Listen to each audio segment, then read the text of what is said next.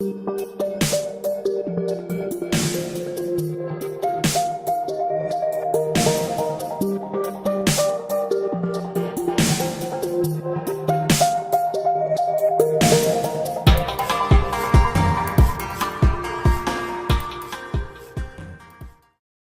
doctor Ariel Aveldaño Zúñiga es doctor en demografía por la Universidad Nacional de Córdoba, Argentina. Se ha formado en Argentina, Brasil y Chile. Ha sido docente de pregrado y posgrado en universidades públicas en Argentina. Actualmente es profesor titular en la Universidad de la Sierra Sur, en Oaxaca, México. Es investigador acreditado por el Sistema Nacional de Investigaciones de México, nivel 1, y pertenece al programa de docentes investigadores de Argentina, categoría 3. Dirige tesis de posgrados en México y en Argentina. Ha estudiado desastres a nivel latinoamericano, como el terremoto de Chile del 2010, el alud de Tartagal en Argentina en el año 2009 y el terremoto de México de 2017. El doctor tiene algunas de sus publicaciones muy relacionadas con estas temáticas.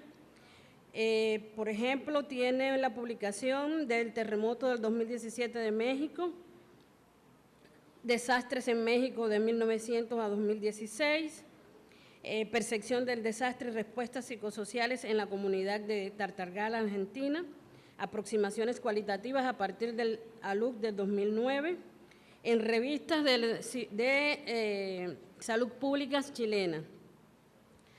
Pues también tiene otra publicación titulada Distribución espacial de los trastornos de estrés postraumáticos en Chile a partir del terremoto del 27. Y también pues ha sido publicada en las revistas de salud pública. A continuación le damos la palabra al doctor Roberto Ariel Aveldaño, por favor.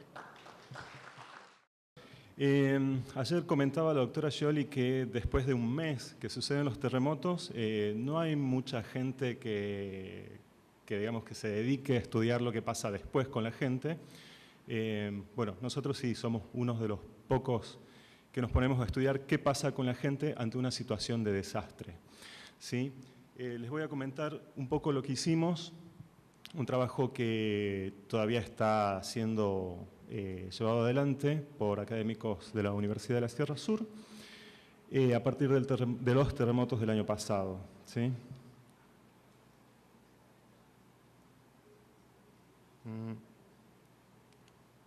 Ahí está. Bueno, todos sabemos lo que pasó el año pasado, el 7 de septiembre, ¿sí? Un sismo en la zona de Tehuantepec. Ante este evento se llevó adelante una declaratoria de emergencia para los estados de Chiapas y de Oaxaca, con el fin de gatillar la ayuda que significa el FONDEN, ¿sí? El Fondo Nacional de Desastres Naturales de México, y de alguna manera poder distribuir la ayuda, tanto alimentaria, de refugio, de vestimenta y demás, para la gente que había sido afectada por este desastre, ¿sí? 2 semanas después, también todos sabemos lo que pasó, el 19 de septiembre, con el sismo en la frontera entre Puebla y Morelos. En este caso, la declaratoria de emergencia ya incluía a la Ciudad de México, a varios municipios del Estado de México, Guerrero, Puebla, Morelos, además de Chiapas y Oaxaca, que ya tenían la declaratoria de emergencia, ¿sí? Ahora, ¿cuál es la respuesta social frente a los desastres?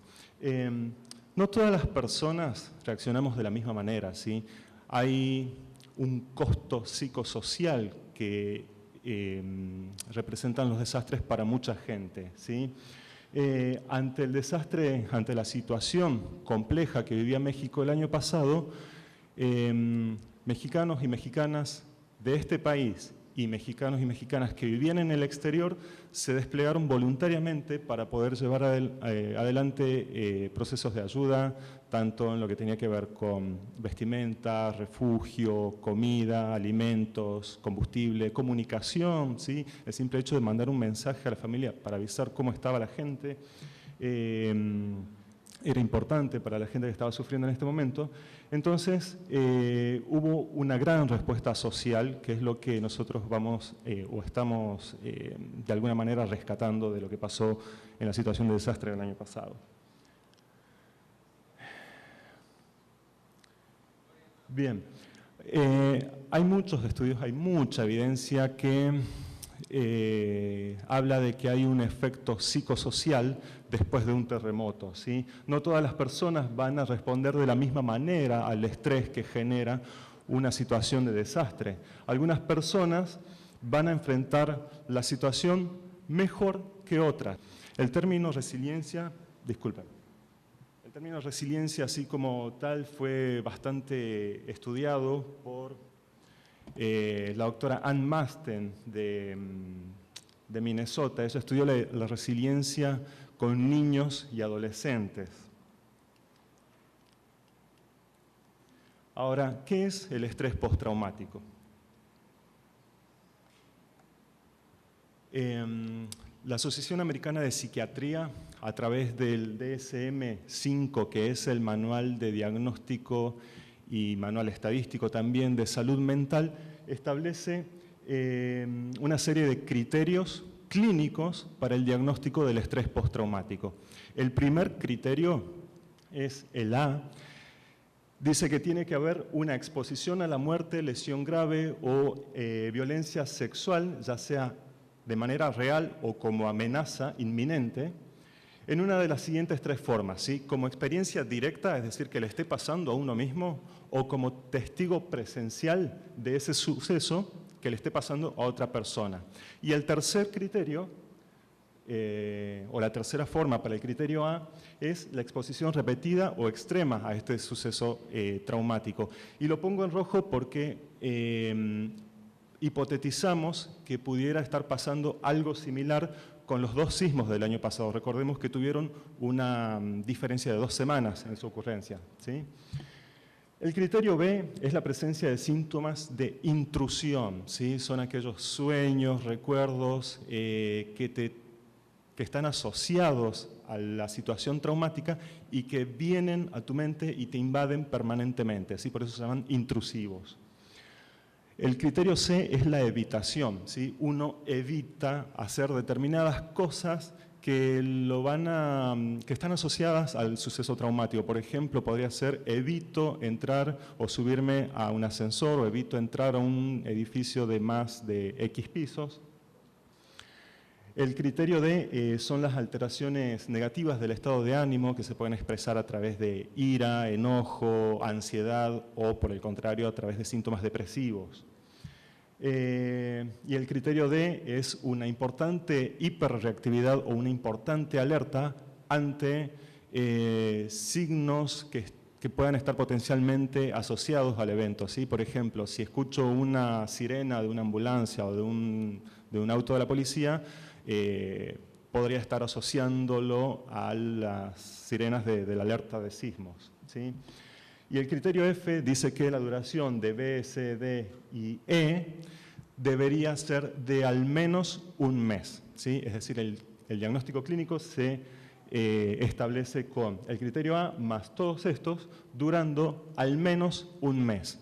Ahora, la teoría clínica dice que pueden durar hasta 3 meses, hasta 6 meses, que puede haber trastornos de estrés postraumático de inicio tardío después de los 6 meses, ¿sí? Y bueno, nuestros referentes teóricos son la doctora Ann Masten, que estudió la resiliencia, como ya les comentaba, en niños y adolescentes, y la doctora Louise Comfort, de la Universidad de Pittsburgh, que ella estudia específicamente la resiliencia ante situaciones de desastre.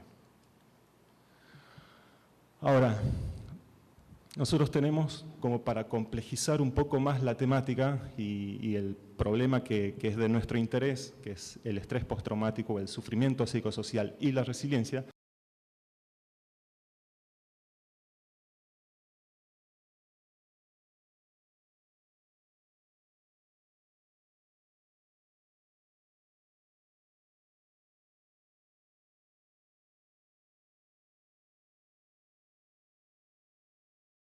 porque si no nosotros no íbamos a obtener nuestra segunda copa, ¿eh?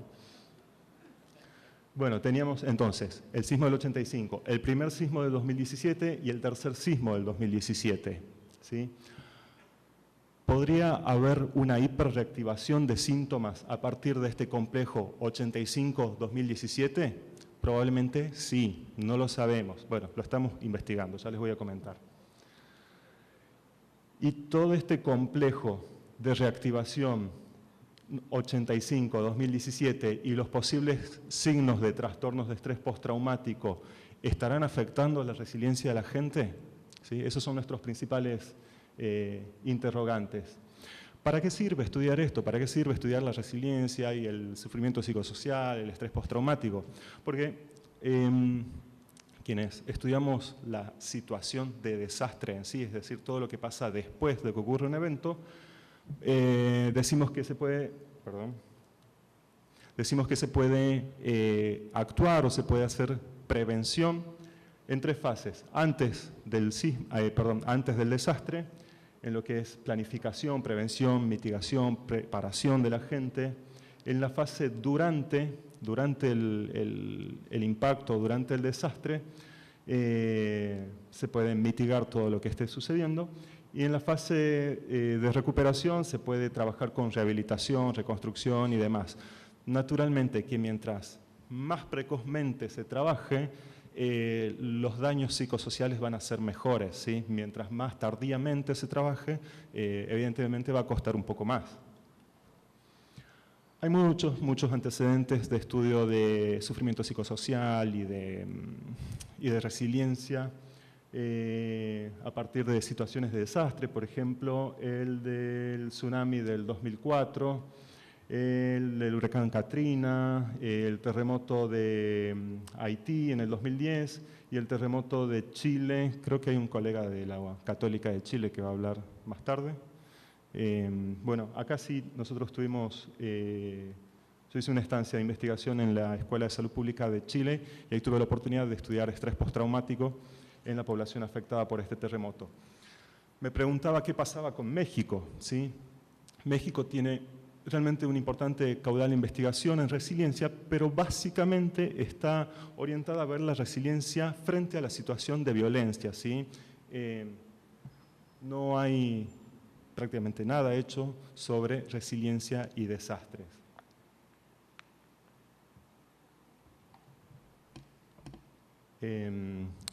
Entonces, ahí fue cuando nosotros decidimos encarar este estudio, ¿sí? México, bueno, se ha caracterizado por ser un país muy vulnerable a los desastres, ¿sí? Por sus características geofísicas, por su ubicación en el mapa y demás. Bueno, estos son algunos resultados de un estudio que ya está publicado en la Revista Panamericana de Salud Pública de la OPS. Sinceramente, a mí más miedo que los sismos le tengo a los eventos relacionados con el cambio climático, ¿sí? Todos estos, desde acá hasta acá, desde acá hasta acá y desde acá hasta acá, son eventos relacionados con cambio climático que conllevan mucho más daño, mucha mayor pérdida económica y mucho mayor sufrimiento psicosocial que los sismos, ¿sí? Entonces, bueno, nuestras preguntas de investigación acá eran: ¿cuáles fueron las estrategias de participación social para disminuir el impacto frente a los sismos del año 2017? ¿Cuál fue la magnitud del estrés postraumático en la población que estuvo expuesta a estos sismos? ¿Y cómo fue la resiliencia como forma de afrontamiento al estrés postraumático? ¿Sí? Esas fueron las tres preguntas que guiaron nuestro trabajo. Los objetivos fueron identificar las estrategias de participación social y capital social en la población afectada, determinar la prevalencia. Prevalencia es un término que utilizamos en epidemiología que quiere decir del total de la población, cuál es el porcentaje que está afectado, ¿sí? Entonces, ¿cuál fue la prevalencia de trastornos de estrés postraumático en la población afectada por los sismos del 2017? Y lo importante acá es destacar que lo hicimos a través de una herramienta de screening o de tamizaje, ¿sí? No fuimos a diagnosticar a nadie, simplemente aplicamos un tamizaje. Luego, determinar la resiliencia en la población afectada y finalmente identificar factores históricos de las personas que puedan condicionar la presencia de estrés postraumático. Bueno, no hace mucho tiempo que estoy establecido en la Universidad de la Sierra Sur, recién he empezado a concursar algunos proyectos y hasta ahora no he tenido demasiada suerte, que digamos.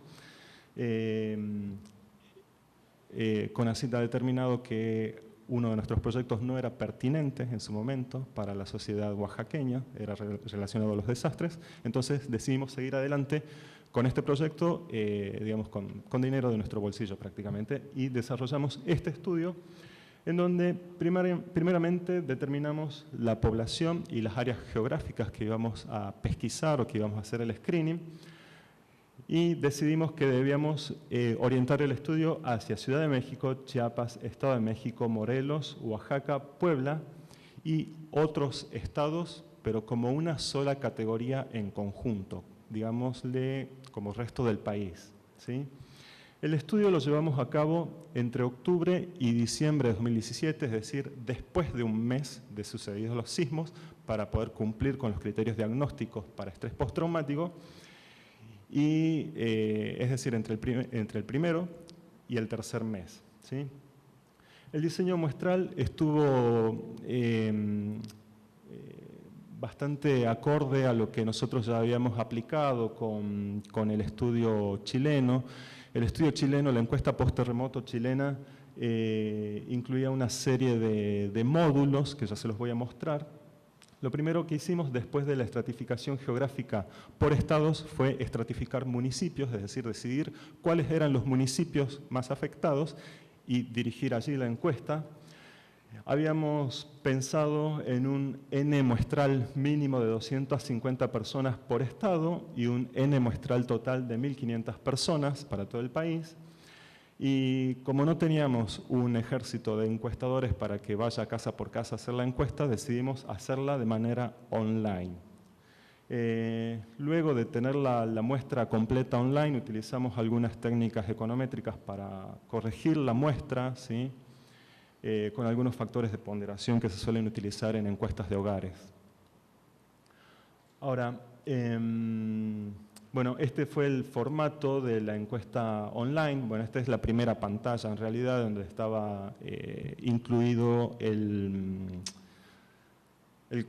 consentimiento informado, ¿sí?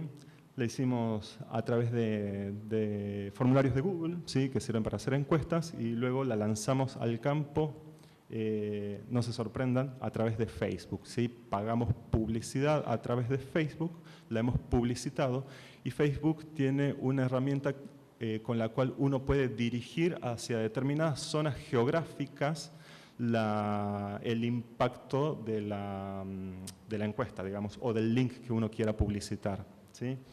Ahora ustedes me dirán, a ver, no, ya les cuento enseguida, ¿sí? La encuesta chilena post-terremoto del año 2010 incluía todos estos módulos o bloques temáticos, ¿sí? Nosotros decidimos no incluir todos, sino orientarnos u orientar la encuesta más que nada o con mayor profundidad a lo que tiene que ver con temas de salud, que es a lo que a nosotros nos importa más, ¿sí?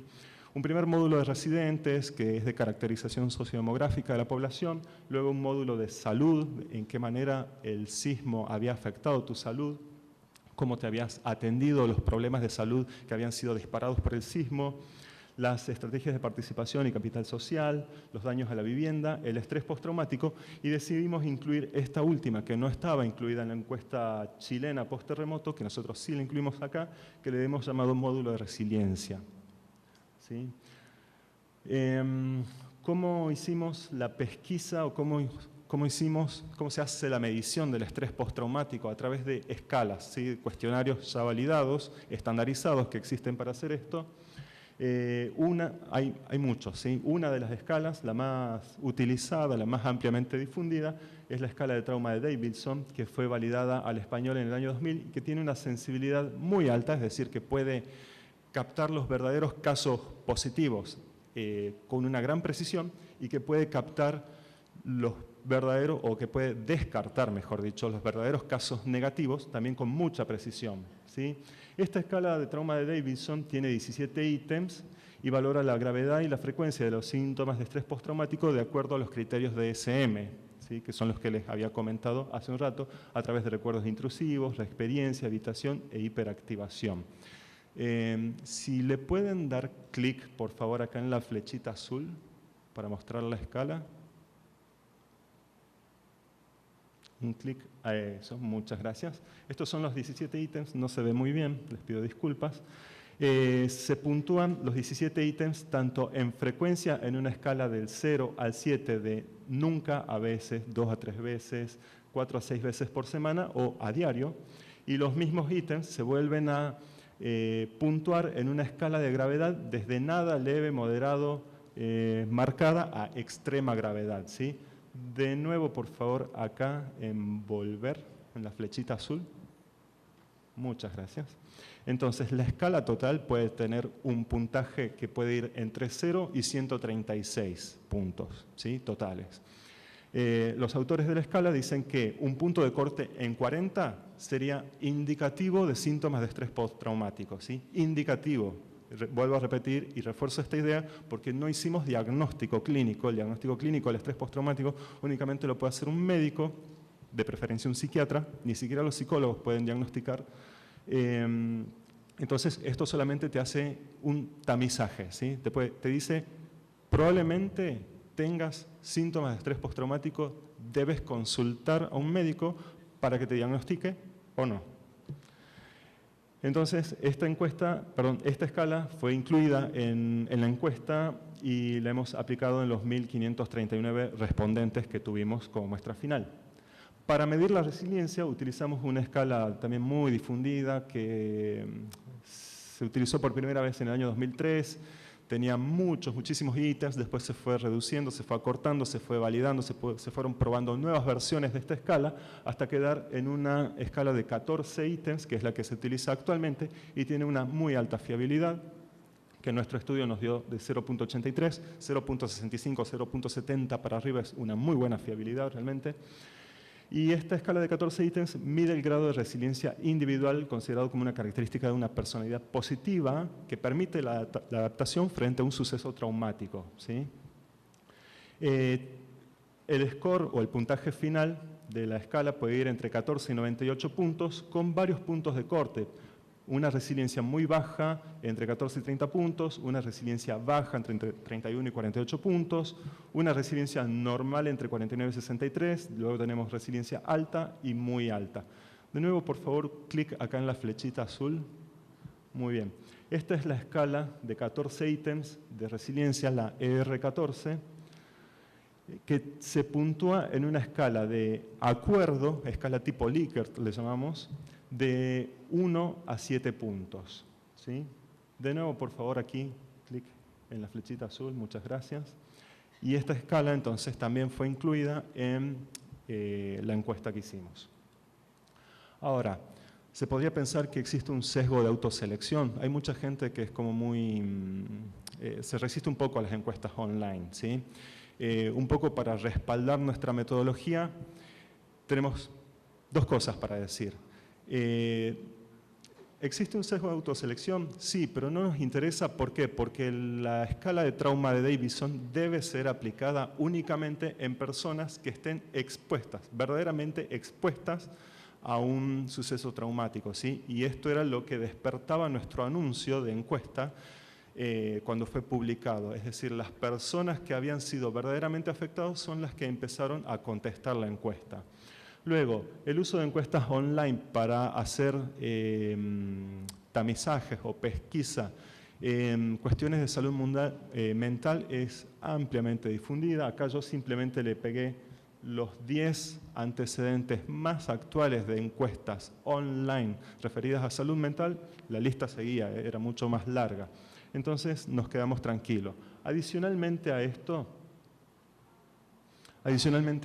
bueno, aplicamos algunas técnicas de validación de información que potencialmente podría estar duplicada en el formulario de encuesta online, es decir, una persona que responda 2 veces, teníamos algunas técnicas, algunas herramientas con las cuales podíamos validar que la información no estuviera duplicada, y la que estaba duplicada simplemente la eliminábamos, ¿sí? Que no fueron muchas.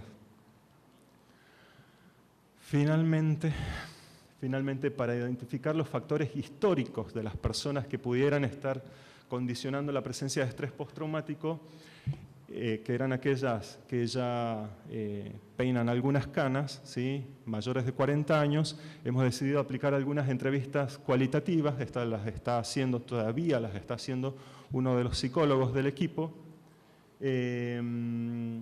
fundamentalmente en personas que viven en México, ¿sí? En la Ciudad de México.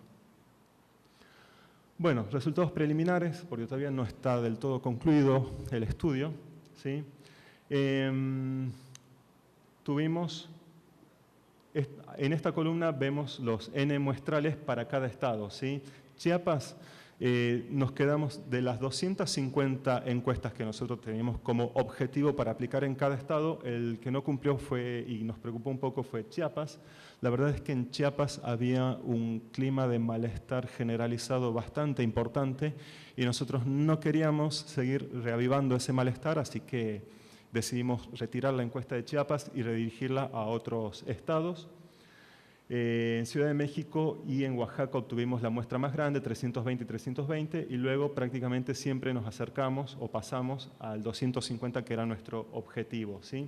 Adicionalmente, tuvimos algunas poquitas, pero nos sirvió a nosotros como método de control o como grupo de control, una categoría que le hemos llamado resto del país, ¿sí?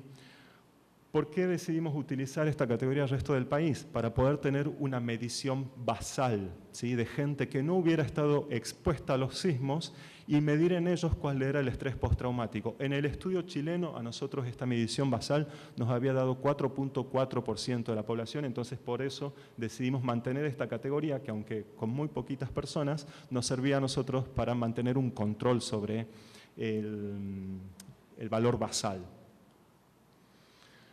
Algunas características de la muestra ya corregida, ¿sí? Edades de 18 a 39 años, 54%, 40 y más años, 45%. Tuvimos una importante muestra de población indígena y esto realmente nos alentó mucho a seguir algunos análisis propiamente para la muestra con características indígenas. Bien. En el módulo salud, ¿sí? El 45% de las personas había declarado que no tuvo ningún problema de salud. El 26%, es decir, 1 de cada 4 personas ha declarado que tuvo algún problema de salud relacionado a los sismos, ¿sí? Que se lo atribuye directamente a los sismos. Y el 29% declaró que sí tuvo problemas de salud, pero que no se los atribuye a los sismos, ¿sí? Ahora, de todas las personas que han declarado tener algún problema de salud en el último mes, el 43% no había recibido atención a pesar de que lo necesitaba.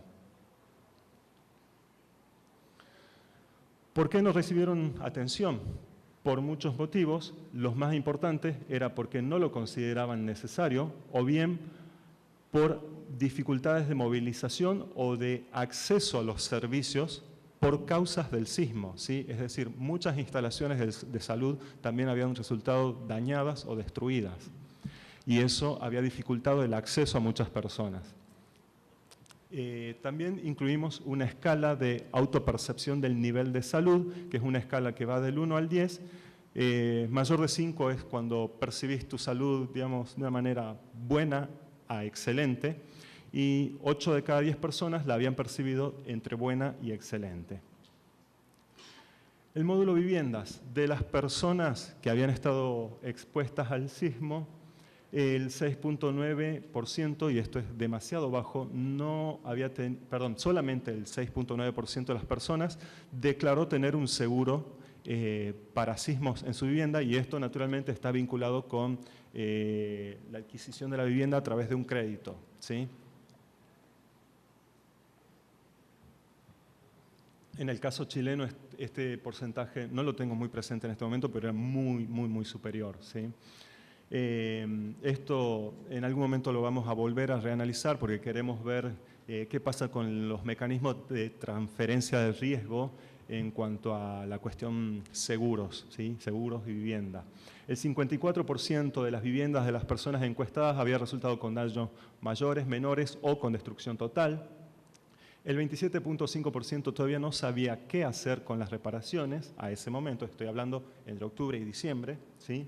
El 22.3% planeaba reparar las viviendas con recursos del gobierno, 19.4% la planeaba reparar con recursos propios, ¿sí? Teniendo que comprometer ahorros, y el 8.4% planeaba también contraer algún crédito, ¿sí? El 45% de los encuestados estimaba un costo de hasta 20.000 pesos, que para la población que fue afectada principalmente por los sismos, esto es demasiado dinero. Módulo de estrategias y participación social, o participación y capital social post-terremoto. La primera pregunta era, ¿usted cómo enfrentó los sismos de septiembre? El 85% estaba en esta ciudad, es decir, había estado en sus casas y con su familia, sobre todo por el horario en el que habían sucedido, y el 15% en otras ciudades, es decir, lejos de su familia. ¿Cómo afrontó su familia los días posteriores a los sismos? ¿Sí? El 21% había declarado no tener ningún problema, el 48% en familia y el 31% unidos con amigos o con vecinos. Otra de las preguntas era cómo se había organizado, ¿sí? Si es que se había organizado con otros vecinos y otros amigos para tareas de ayuda. El porcentaje más importante, ¿sí? 1 de cada 3 personas prácticamente, sí, se había organizado para abastecerse de agua y alimentos, o para ayudar a la población que necesitaba abastecerse de agua y alimentos, ¿sí? Luego, ¿cuáles habían sido las principales ayudas que su familia había recibido? ¿Sí? De nuevo, agua y alimentos, el 13%, y fíjense, el apoyo emocional sale acá como uno de los porcentajes más altos, con un 16%. ¿Sí? Es decir, que no solamente necesitamos comer, alimentarnos y tomar agua, sino que también necesitamos un abrazo en la situación de desastre. ¿Sí? El impacto psicosocial, es decir, las prevalencias de estrés postraumático según sexos y por estados. Esta categoría que nosotros le hemos llamado resto del país, que la habíamos utilizado a manera de control de los síntomas de estrés postraumático, nos dio un 5.6%, es decir, no estaba muy alejado de lo que dice la teoría, que la prevalencia de estrés postraumático en la población general puede ir entre un 4 y un 6%, en Chile nos había dado 4.4% y acá no nos alejamos demasiado, 5.6%, entonces nos hemos quedado muy tranquilos de que nuestros resultados son, la verdad es que bastante precisos. El verde, la columna verde representa la prevalencia de estrés postraumático en todo el estado. La columna azul es la prevalencia de estrés postraumático en varones y la roja en mujeres. ¿Sí? Es decir, hubo una mayor prevalencia de estrés postraumático en mujeres, ¿sí? Prácticamente 1 de cada 2 mujeres expuestas al evento había tenido síntomas de estrés postraumáticos, mientras que en los varones era prácticamente la mitad. Ahora, ¿cuáles fueron los estados con mayor prevalencia de estrés postraumático? Oaxaca, Morelos, Ciudad de México, ¿sí? Algunos análisis inferenciales nos dan la razón de que las mujeres habían tenido una media superior en la escala de trauma de Davidson, y el otro análisis inferencial que hicimos nos decía que la población indígena tenía mayor impacto psicosocial, ¿sí? Mayor prevalencia de estrés postraumático en la población indígena. Fíjense acá, de la población indígena, la mitad de ellos había tenido síntomas de estrés postraumático. El módulo resiliencia, ¿sí? Lo que vimos acá, bueno, la escala de resiliencia ER14 es un poco compleja en su análisis, ¿sí? Pareciera que las mujeres podrían tener entre normal y alta resiliencia, mientras que los varones tendrían una resiliencia mucho más alta. Bueno, sí, efectivamente, los varones mostraron una resiliencia más alta y eso probablemente esté asociado a una menor prevalencia de estrés postraumático en los varones. Ahora, lo llamativo es que la población indígena hemos visto en ellos un mayor nivel de resiliencia, a pesar de que ellos han tenido un mayor impacto psicosocial. Y este es uno de los resultados que a nosotros más nos entusiasma para seguir estudiando en la población indígena que pasó, ¿sí? Mayor resiliencia, pero también, a su vez, mayor estrés postraumático en ellos. ¿Cuáles fueron los estados con mayores puntajes de resiliencia? Oaxaca y Ciudad de México. ¿Sí?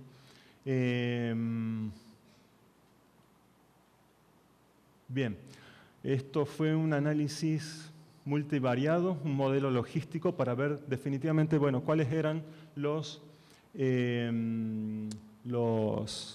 las variables que estaban asociadas al estrés postraumático. Haber tenido daños en la vivienda, ¿sí? Te incrementaba, prácticamente te triplicaba el riesgo de tener estrés postraumático. Tener una resiliencia entre baja y muy baja también te triplica el riesgo de estrés postraumático. El estado civil, estar casado o en pareja, menos mal que no me acompañó mi esposa acá, también te incrementa el riesgo de estrés postraumático. Haberse organizado en familia o amigos para ayudar a los demás ha aumentado tu probabilidad de tener estrés postraumático, y esto probablemente sea porque has estado en mayor contacto con el sufrimiento humano en la situación de desastre, ¿sí? Recibir algún tipo de ayuda no es ni una cosa ni otra, no es ni de riesgo ni de protección. El sexo, ser mujer, te duplica y prácticamente te triplica el riesgo de estrés postraumático. Y pertenecer a una población indígena también lo mismo, te duplica y prácticamente te triplica el riesgo de tener estrés postraumático. ¿Qué es lo que estamos haciendo en este momento? El único psicólogo del equipo está llevando adelante algunas entrevistas cualitativas, ¿sí? Hasta el momento lleva realizadas 6 entrevistas bastante llamativas, importantes, con mucha información realmente. Y lo que él ha visto hasta el momento es que las personas expuestas al sismo de 1985 y a los sismos del año 2017 están presentando una hiperreactivación al evento, ¿sí? Vuelven a presentar sintomatología somática como dolores corporales y sintomatología cognitiva como miedo o aislamiento, ¿sí? Y esto naturalmente va a dificultar la búsqueda de ayuda en estas personas. Las redes sociales, todas las redes sociales, ¿sí? Tanto las redes sociales tecnológicas como Twitter, Facebook, WhatsApp y demás, como la red social, la red de ayuda, de apoyo psicosocial, ha servido como una herramienta para la difusión de información, pero también para promocionar actividades que promueven la participación y el capital social post-desastre. Existen grupos civiles que pueden cubrir necesidades colectivas, ¿sí? De alimentación, de auxilios, de rescate y demás, pero no existe una organización social que promueva acciones preventivas. Es decir, el pueblo mexicano ha mostrado mucha solidaridad que podría ser capitalizada en acciones preventivas. A modo de conclusiones, 1 de cada 4 personas refiere problemas de salud como consecuencia de los sismos, de los cuales la mitad no ha recibido asistencia médica por diversos motivos. La mitad de las personas refieren daños en su vivienda con un alto costo de reparación por falta de seguro en la vivienda, lo cual puede llevar al endeudamiento o a la pérdida de activos y capitales personales y familiares, ¿sí? La mitad de las personas refiere que su familia se organizó con otros vecinos, amigos y demás para actividades de ayuda, en donde se destacan el abastecimiento de agua, alimentos, es decir, necesidades básicas. El screening o el tamizaje de estrés postraumático fue mayor en mujeres, en el estado de Oaxaca y en población indígena fundamentalmente. Hay una hiperreactivación de síntomas en personas expuestas a 1985 y a 2017. La mayor vulnerabilidad de las mujeres podría deberse no solo a factores biológicos condicionantes de algunas situaciones de estrés, sino también a ciertos mandatos culturales y de género que determinan que las mujeres pueden ser y están siendo vulneradas dentro de ciertos entornos sociales y étnicos en donde viven. Las estructuras de red social son además mucho más activas en poblaciones de menos recursos, como fueron, por ejemplo, en Oaxaca y en algunos municipios del resto del país. Y estas presentan una mejor resiliencia de base porque las redes de apoyo en estas comunidades más vulnerables son mucho más fuertes, habitualmente suelen ser mucho más fuertes. Las comunidades indígenas son vulneradas históricamente, ¿sí? Históricamente han sufrido embates de todo el mundo. Y esto probablemente esté aumentando su resiliencia, pero aún así la población indígena sigue siendo vulnerable al estrés postraumático. ¿Sí? Bueno, les presento el equipo de investigación, esto no lo hice yo solo. Tenemos, Gabriel es un psicólogo, estudiante de la maestría en salud pública de nuestra universidad. Mariela Pérez es también tesista nuestra, es estudiante de la licenciatura en administración. Judith Campos también es estudiante de la licenciatura en administración de nuestra universidad. Nuestro equipo local está compuesto por el maestro Isaías, la doctora María Alejandra, ella es antropóloga, la doctora Ruth y el doctor Jadi. Bueno, la doctora Ruth es bióloga y doctora en salud pública, y el doctor Jadi es nuestro representante de Guinea, él es de Guinea, y él es farmacólogo y doctor en salud pública. Y tenemos una red de trabajo que nos apoya desde otros países, el doctor Quiroga de la Universidad Nacional de Catamarca en Argentina, la doctora Javiera Fanta, ella es chilena pero trabaja en la Universidad de Buenos Aires, el maestro Óscar Augusto, que él trabaja en el DANE, que sería algo así como el INEGI, pero en Colombia, y la doctora Fabiola Barrenechea, que ella es chilena de la Universidad Bernardo O'Higgins, y ella es la directora de un observatorio de riesgo de desastres en esta universidad. Todo este trabajo lo hicimos entre todos. Y bueno, algunas de las líneas de investigación sobre desastres que tenemos actualmente es sobre el historial de desastres en México desde 1900 hasta la actualidad. Hemos identificado algunos patrones de ocurrencia, daños económicos y efectos sanitarios. Este proyecto está apoyado con PRODEP. Tenemos una de las tesis de administración pública, está desarrollando un modelo de indicadores de vulnerabilidad social utilizando fuentes de datos censales, ¿sí? Es decir, los censos de población y vivienda. Gabriel, nuestro tesista de la maestría en salud pública, está llevando adelante el proyecto Post-Terremoto 2017. Y Judith, nuestra tesista de administración, está llevando adelante, va a empezar ahora con un trabajo de campo en el Istmo para ver algunas cuestiones sobre apoyo social frente a los sismos. Y bueno, muchas gracias. Eso es todo.